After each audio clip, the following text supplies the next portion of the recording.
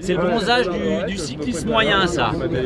Pour le moment, l'heure est à la rigolade. Mais ce qui attend cette quinzaine de cyclistes est un véritable défi. Faire le tracé du tout premier Tour de France, celui de 1903.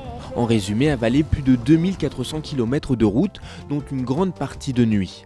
6 étapes au programme, Lyon, Marseille, Toulouse, Bordeaux, Nantes, le tout en essayant de revenir en forme dans la capitale. Bon, les meilleurs d'entre nous vont peut-être se tirer la bourre. Enfin, pour moi, non, ça va être derrière, puis on va essayer de tenir.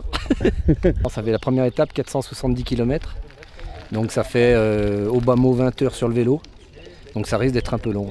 Mais la course est avant tout une aventure humaine en hommage aux premiers cyclistes qui ont sillonné les routes de France il y a 100 ans. On a des vélos qui font 6,5 kg, des vélos de 20 kg, ils n'avaient pas de vitesse, les routes étaient en terre et là c'était incroyable, je ne sais pas comment ils ont fait.